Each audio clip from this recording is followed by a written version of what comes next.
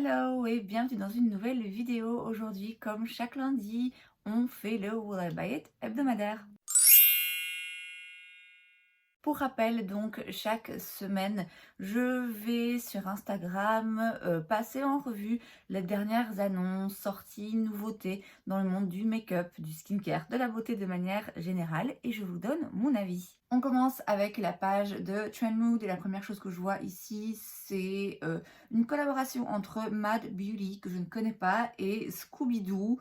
Il y a un petit peu de tout. Alors, je vous préviens, cette semaine, ça va être long parce qu'on a beaucoup de choses à couvrir, mais ça va être court parce que la plupart de ces choses sont des collaborations. Moi, c'est pas forcément mon kiff, donc je vous avoue que ça va être un peu bref, puisque comme c'est souvent le cas dans ce genre de collaboration, le packaging est toujours en thème, il n'y a aucun souci. Après, ça part un petit peu dans tous les sens, il y a un petit peu de tout. Ici, en l'occurrence, il y a un petit peu de make-up et de skincare.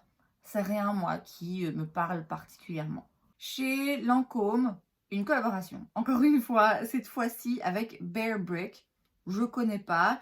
Alors, il s'agit de certaines teintes de rouge à lèvres qui sont donc dans un packaging en édition limitée et aussi d'un sérum pareil en packaging édition limitée. Aucun de ces produits ni les teintes, d'après moi, d'après ce que je comprends, ne sont neuves. C'est juste voilà, un packaging spécial pour une collaboration.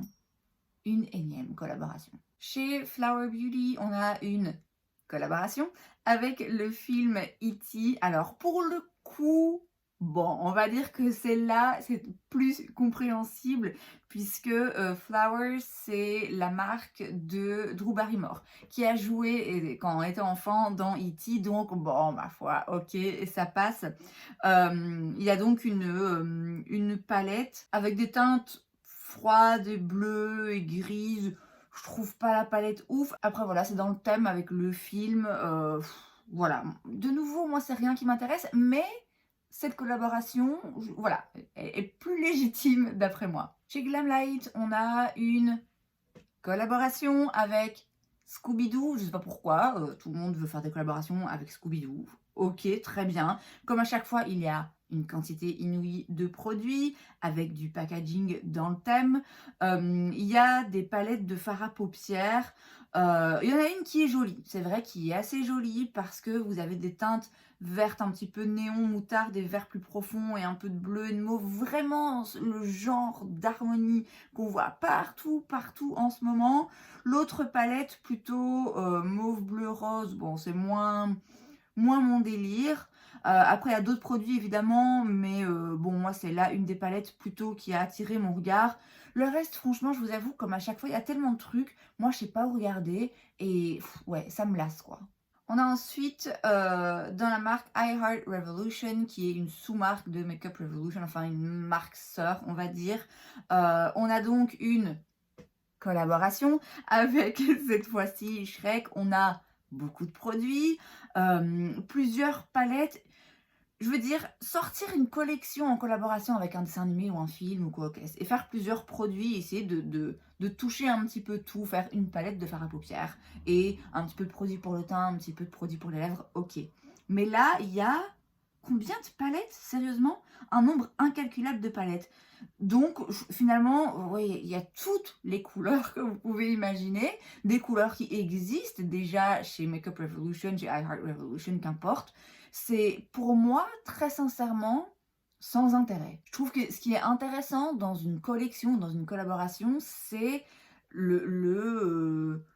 la sélection des teintes. C'est de montrer qu'il y a un thème qu'on a saisi et qu'on va traduire dans une harmonie de couleurs d'une palette. Si vous sortez 4 palettes de fard à paupières, dont deux où il y a 30 fards à l'intérieur, voilà, cette palette peut correspondre à n'importe quel thème finalement.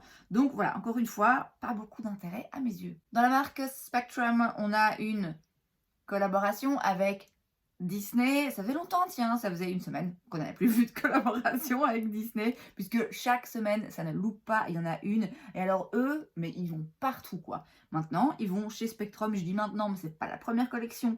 Il me semble que Spectrum fait en collaboration avec Disney. Cette fois-ci, c'est la collection Cendrillon. Ouais, voilà, pareil, il y a des pinceaux principalement, je pense que c'est pour ça surtout que Spectrum est assez connu. des petits quads, des produits pour le teint. On a fait le tour, je pense, 1000 fois au moins. On a une nouvelle collection chez Colourpop. Cette fois-ci, c'est pas une collaboration, mais bon, après, c'est une nouvelle collection de chez Colourpop. C'est quand même quelque chose qu'on a l'habitude de voir ici très très fréquemment. C'est la Not a Box of Chocolates Collection. J'aime beaucoup le nom de la collection. Ça fait référence à un dialogue dans Forrest Gump, qui est mon film préféré, un de mes films préférés. La collection est jolie. C'est en effet très dans le thème chocolat. La palette est belle, il y a des jolies teintes brunes, voilà, encore une fois, dans le thème chocolat, vraiment, c'est joli, c'est des couleurs riches, vraiment. Maintenant, voilà, comme je dis à chaque fois, Colourpop, moi je m'y perds un petit peu dans tout ce qui sort et je pense que si je devais acheter quelque chose, j'irais plutôt vers des collections permanentes qui sont là depuis toujours appréciées de tous, pour lesquelles je sais que vraiment je prends pas de risque, quoi. Chez Hipdot, on a une collaboration avec Hello Kitty. Ils ont déjà sorti un truc comme ça. Est-ce que c'est juste là, c'est l'annonce ou ça y est, c'est disponible ou ils ont sorti des nouvelles teintes? J'en sais rien. C'est les petits chats là de Hello Kitty qui sont dans une espèce d'œuf transparent et en fait c'est une texture cuite et c'est un fard à paupières métallique, quoi. Donc voilà, bonne chance. Franchement, bonne chance pour utiliser ce genre de produit. Si un fard à paupières, je veux dire, mettez dans un fard, quoi. Ou dans un stick ou un truc liquide, mais faire une forme comme ça, encore une fois, mais où est l'intérêt? En quoi est-ce que ça représente une avancée, une innovation technologique qui nous facilite la vie ou qui nous promet des fards d'une beauté sans nom? Enfin, ça sert à rien, quoi. On a une nouvelle collection ensuite chez Lunar Beauty, c'est la collection pour les fêtes. Et là, pour le coup, on a un truc vraiment très très intéressant, assez innovant, hein. J'ai pas l'impression que quelqu'un a déjà fait ça avant, ou alors, voilà, moi je l'ai pas vu passer, mais je trouve ça vraiment, vraiment très bien. Alors il y a 2 huiles pour les lèvres, voilà, ça m'intéresse moins, mais il y a surtout un calendrier de l'Avent dans lequel en fait il y a une palette à construire soi-même. Il coûte 50 $. Vous recevez donc une palette magnétique vide et vous avez ensuite 12 jours, donc c'est un demi-calendrier de l'Avent, vous avez 12 jours à ouvrir et dans chaque jour, vous avez un fard à paupières que vous placez dans votre palette et je trouve ça vachement sympa. Alors je sais pas, une fois tous les fards installés, à quoi ressemble la palette, après vous pouvez l'organiser de façon différente, mais bon, les couleurs, elles sont là. Donc je sais pas quelle est l'harmonie de couleurs finale. Là, je n'ai pas la photo sous les yeux, mais je trouve ça vachement intéressant, je trouve ça vachement innovant, je trouve ça fun. Maintenant, toutes les marques ont des calendriers de l'Avent, et encore une fois, je trouve qu'à un moment donné, on a un petit peu fait le tour. C'est pas forcément toujours intéressant financièrement.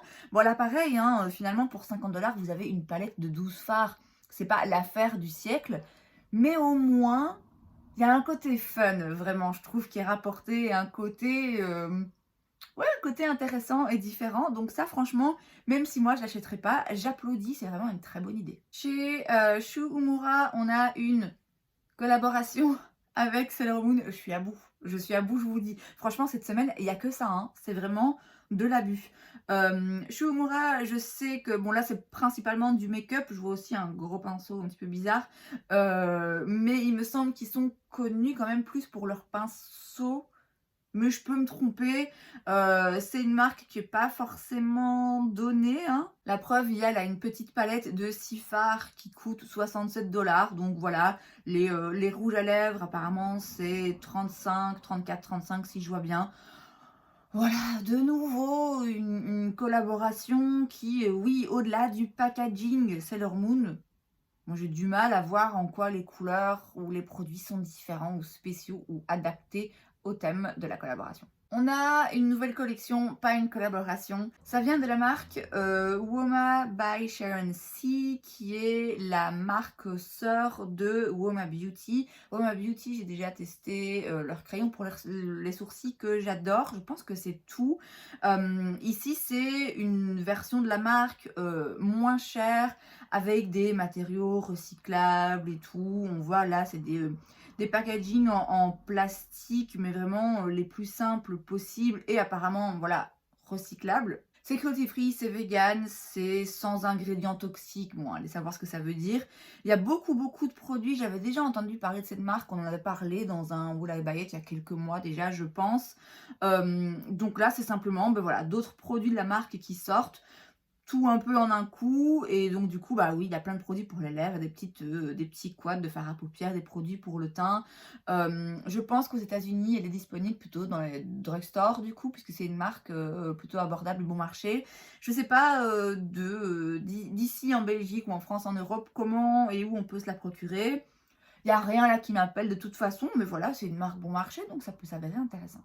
Chez Shiglam, on a une collaboration avec je suis désolée, mais là, sérieusement, là, c'est vraiment la semaine des collaborations, mais sans queue ni tête. Donc là, c'est une collaboration entre Shiglam et Willy Wonka.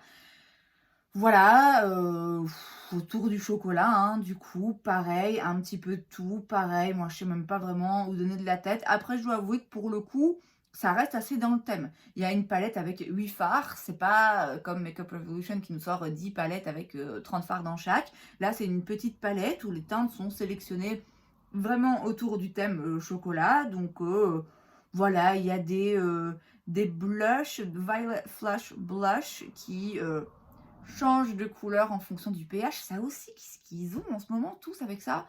Bon voilà, c'est sur Shein, hein, puisque c'est la marque Shiglam. Moi j'ai des produits de chez Shiglam que franchement j'adore, qui sont vraiment très bien, et aussi très bon marché.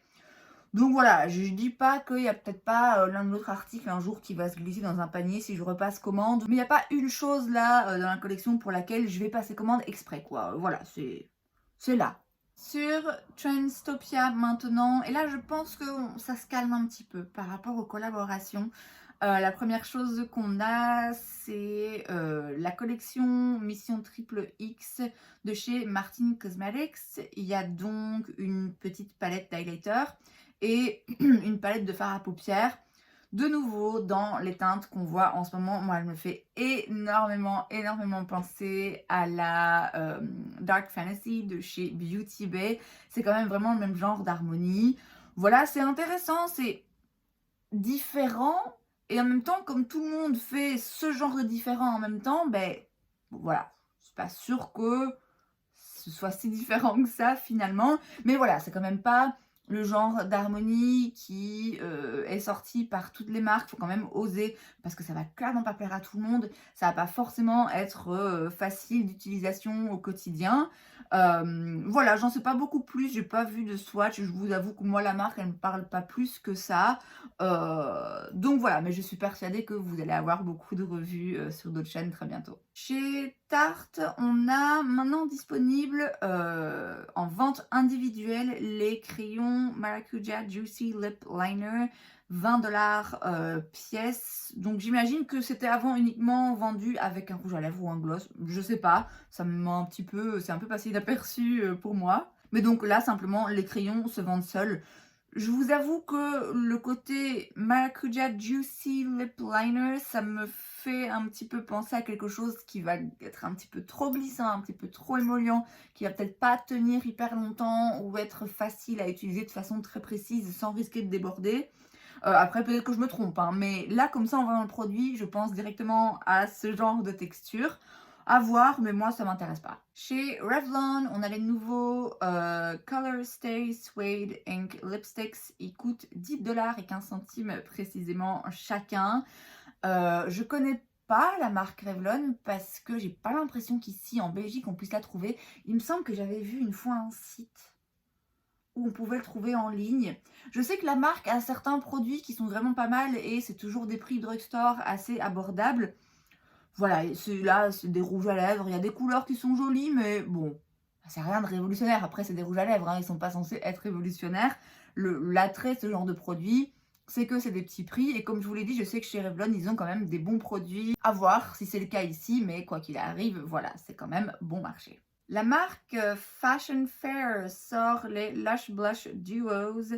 Ce sont donc des duos de blush où vous avez un blush crème et un poudre classique. En fait, quand j'ai vu l'image, j'ai tout de suite pensé que c'était Tom Ford.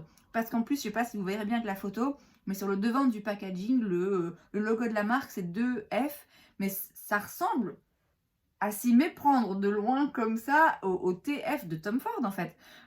Et même niveau packaging et tout, c'est très ressemblant. Je trouve ça vraiment très ressemblant. Je l'ai dit, je connais pas cette marque.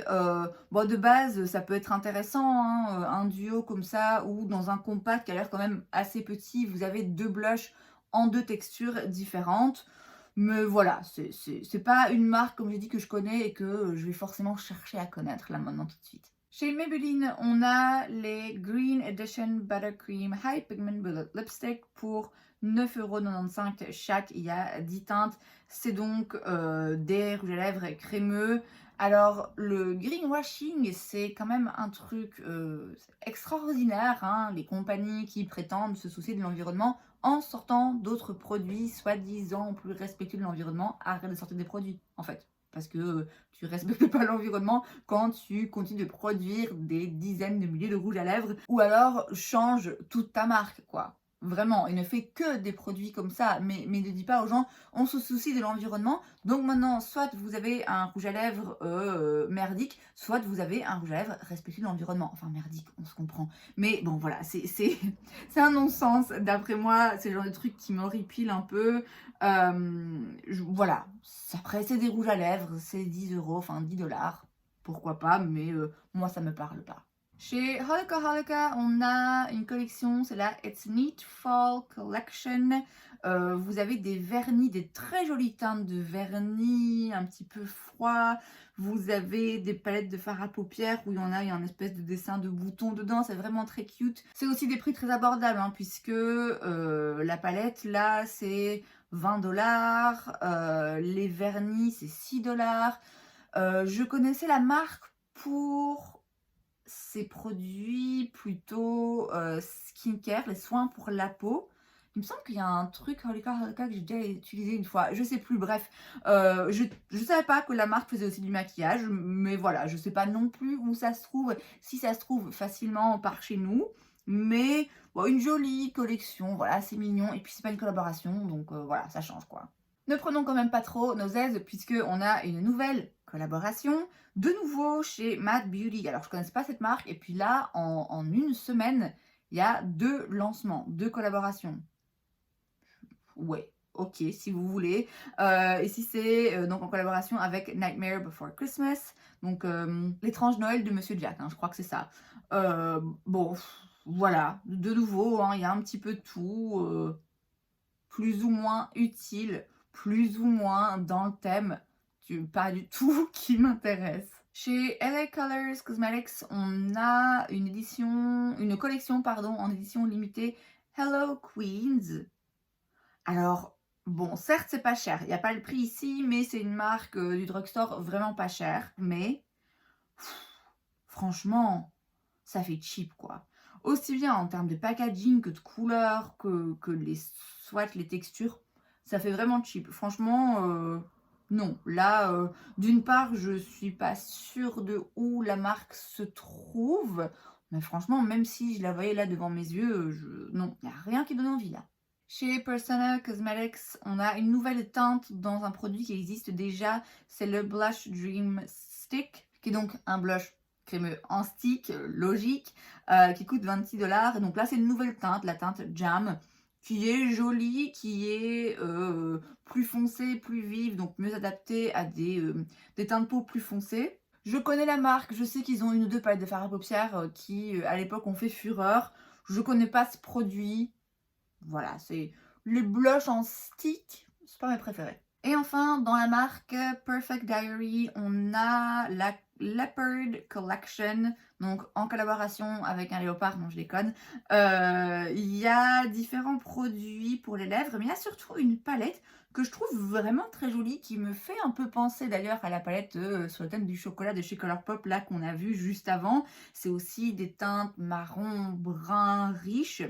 Mais là, il y a un petit peu plus de pop quand même, de doré. Des petites couleurs, des fards lumineux assez intéressants. Il y a un fard avec des taches pour imiter le léopard. Bon, je sais pas si c'est forcément utile et je serais curieuse de voir finalement quand on mélange tout ce que ça donne. Mais c'est une jolie petite palette et c'est une marque que je connais pas. Donc voilà, et surtout, ce n'est pas une collaboration, Dieu merci. Donc je trouve ça intéressant d'en parler. Et c'est donc tout pour cette vidéo, j'espère que ça vous a plu. Si c'est le cas, n'hésitez pas à laisser un like. Vous pouvez aussi vous abonner à ma chaîne parce que c'est gratuit, donc pourquoi pas. Et moi, je vous vois la prochaine fois. Bye!